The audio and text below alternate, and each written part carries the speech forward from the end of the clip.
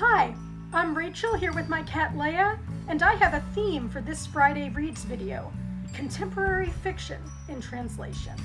Recently, I acquired this from the library, Ties by Domenico Starnone, and translated from the Italian by Jhumpa Lahiri. Ties is a literary novel and award winner about strains within a marriage. This might be the first time that I'm more drawn to a novel because of the translator, not the author. Jhumpa Lahiri is one of my favorite authors, and she's been undergoing a journey where she's immersing herself in Italian language and literature. I'm trying to rein myself in a little because I don't want to read Starnone while only hearing the ghost of Lahiri in my head. Which brings up the question, of course, about how authentic any translated literature can be. Unlike most translators, at least in editions of contemporary fiction that I've read, Lahiri actually wrote an introduction to Ties, and I picked out this paragraph. As a translator, I remain outside the container in that the novel remains the brainchild of a fellow writer. It is liberating that I don't have to fabricate anything, but I am bound to a pre-existing text and thus aware of a greater sense of responsibility. There is nothing to invent, but everything to get right.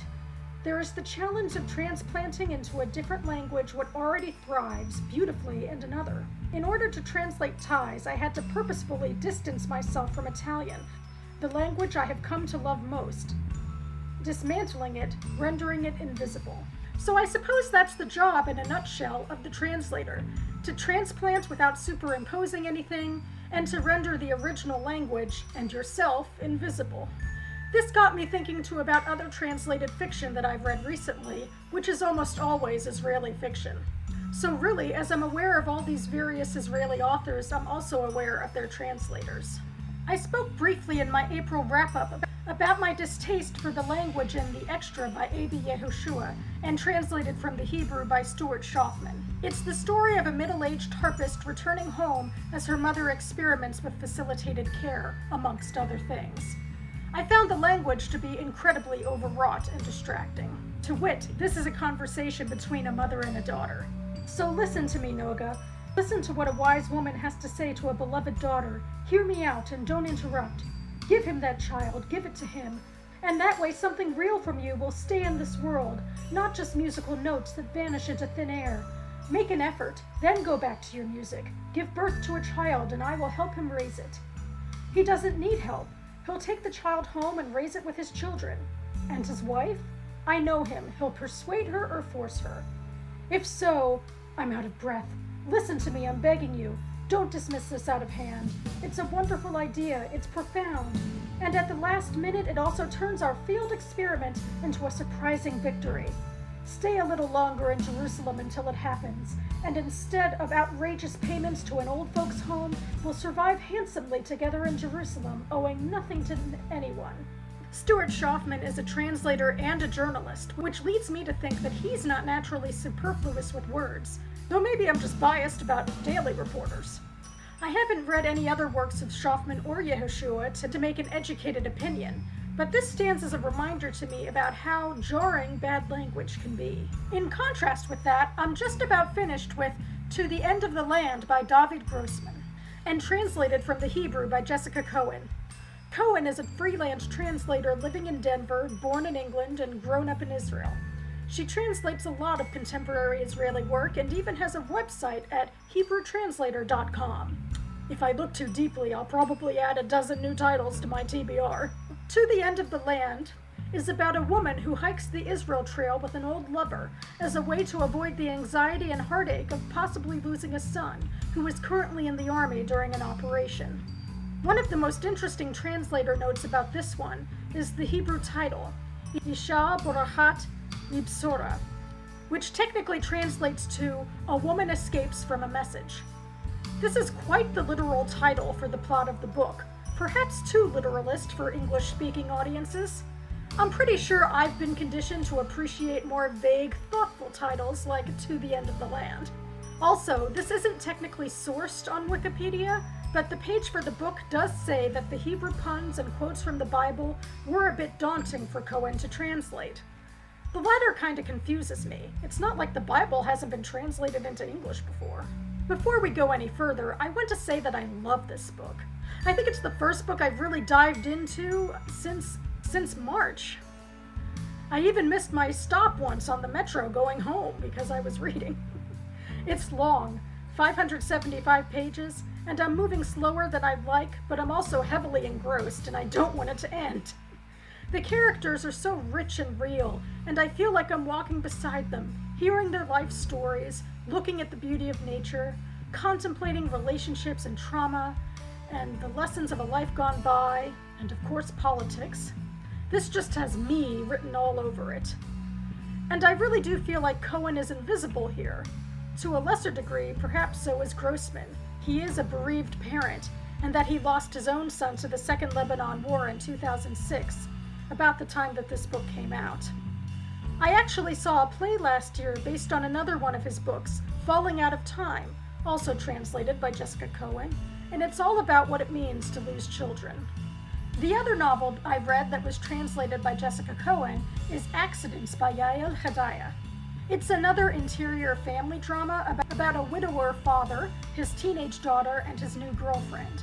Although I liked it a lot, I certainly didn't love it as much as the Grossman book. I don't think this has to do with Cohen's translation. I think it's a difference in the stories. The characters here aren't as fleshed out, and the themes aren't as interesting. That's part of the reason why I found this novel to be more stuffy, even though the other one is also very self-absorbed.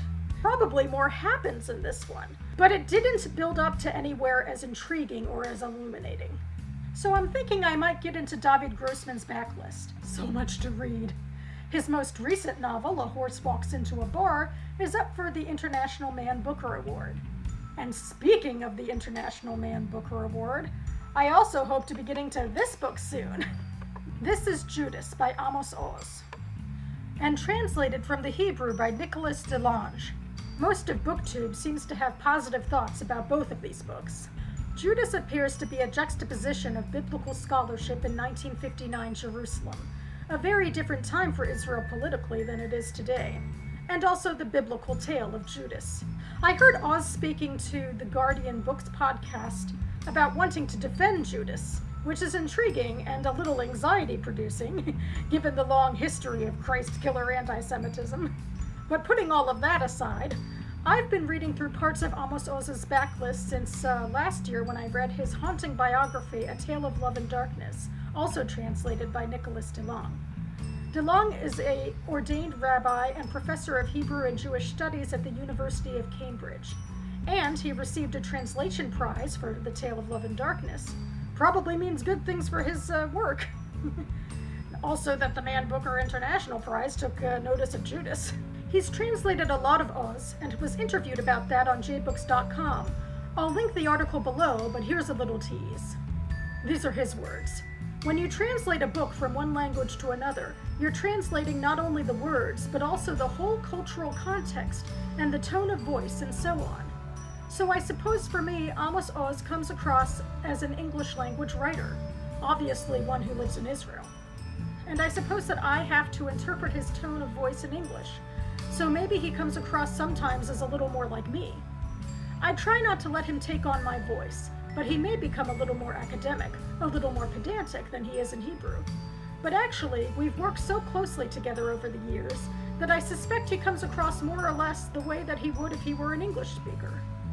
Oz does speak competent English, and from the videos and podcasts of interviews I've seen with him, he does seem pretty happy with these translations, which probably is apparent by the fact of their long-term relationship. Finally, I'll just briefly hold up Scenes from a Village Life, another Oz de Lange collab. It's a novel and stories about an Israeli town.